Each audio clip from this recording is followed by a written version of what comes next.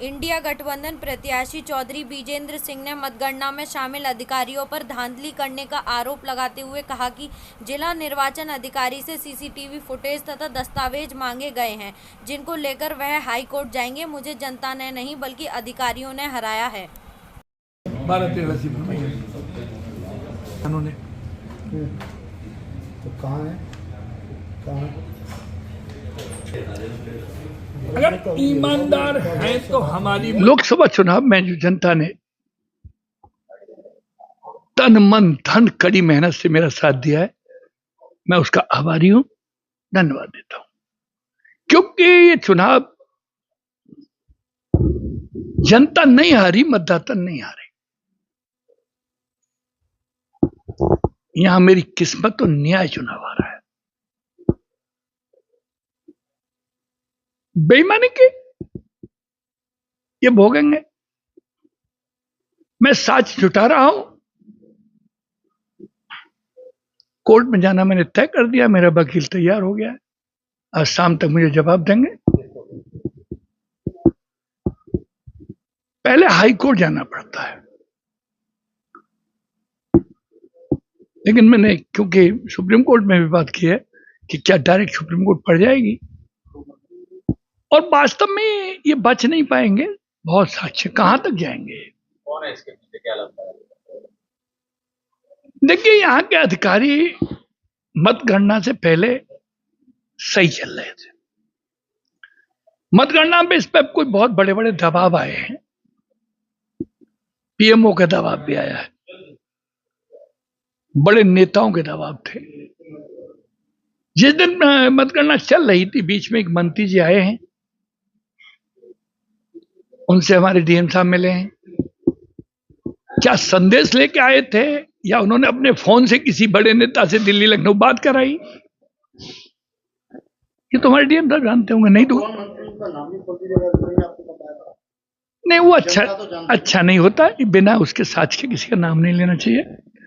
नहीं तो एक काम कर लेना, डीएम साहब कसम खा के कहते हैं कि नहीं आया कोई, मान लूंगा।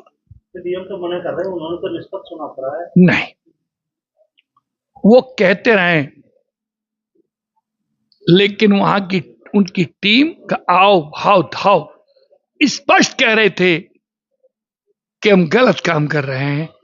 आत्मा तो रो रही थी अधिकारियों की, मगर शरीर जो था बेईमानी के साथ था। मुझे कहने में संकोच नहीं, बड़ी उम्मीद करता था मेरे घर के डीएम साहब से। दोनों मियां भी आईएएस अफसर हैं। ऐसा कौन से बिंदु आपको लगता है बेईमानी? भाई, मेरी 11 मशीनें हैं। एक मशीन हिंदुओं की है, 10 मशीनें मुस्लिम की हैं। 9,000 वोट है मेरा, 7,000 वोट तो मेरा यही हो गया, गैप 8,000 का रह गया। मैं आपसे कह रहा हूं कि शहर में 23 से लेकर के और आप लास्ट तक उसको उसकी रिकाउंटिंग करा दीजिए। जब आप न्याय के पुजारी, न्याय देना चाहते हो, अच्छे अफसर, तो क्यों नहीं दिलाया हमें? क्यों रोक दिया? उसमें क्या परेशानी थी? तो कोर्ट कब जा रहे हैं आप?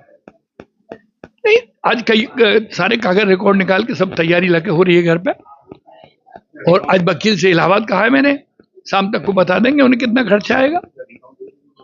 हाँ, मैं रिकाउंटिंग की मांग कर रहा हूं, और नियम भी है उसमें कि रिकाउंटिंग की मांग करेंगे तो उसका खर्चा हमें देना पड़ेगा प्रत्याशी।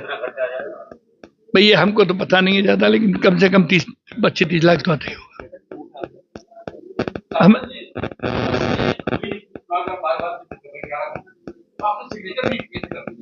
उस पर थोड़ी किया, वो तो ऑन रिकॉर्ड बंद है अब भी, वो तो ऑन रिकॉर्ड अब भी बंद है। आपने सहमति पत्र तो दे दिया था? बिल्कुल नहीं दिया, कतई नहीं दिया। ऑब्जेक्शन फाइल किया, उसकी पक्की नकल ली, उस पर उन्होंने जजमेंट दिया, जजमेंट की पक्की नकल ले ली हमने, वहीं रिसीव करा के। वो जब तो 3-4 घंटे डिले हुई है। फिर मैंने एक एप्लीकेशन मूव कर दी लास्ट में, 2 बार ऑब्जेक्शन किया है। तो कल कोर्ट जाएंगे आप, कहने का मतलब है? हाँ, आज साक्ष्य ले लें। अभी 7 दिन से पहले तो वैसे ही डालनी पड़ती है। क्यों नहीं हुई वो मशीन? उनका कहना है, मैंने ये भी कहा कि मशीनों में जनता ने मैंडेट दिया है, किसी को दिया हो, आपको उनका सम्मान करना चाहिए। वो कहते हैं कि इसमें मशीन में जितने वोट हैं वो जो एक कागज होता है, कौन सा C17 होता है, कौन सा होता है, उससे मिलान नहीं खा रहा है। अरे भाई वो तो तुम्हारा कर्मचारी था, 50 वोट फालतू लिख गया या कम लिख गया, तो उससे जनता का क्या दोष है? जनता ने तो अपना वोट डाल दिया।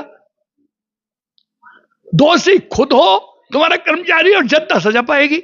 ये कौन तरीका भाई?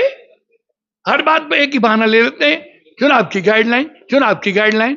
ये कौन सा तरीका भाई? न्याय देने में चुनाव की गाइडलाइन क्या करेगी? देखो यार, हम तो अपने लिए न राजनीति करते हैं, हम तो जनता के सम्मान के लिए करते हैं। जनता ने हमारा रिकॉर्ड तोड़ दिया। मैं 7 जन्म लेके लिए की जनता की सेवा करूं तो मैं उनके एहसान का बदला नहीं चुका पाऊंगा। मैं उसके सम्मान की लड़ूंगा।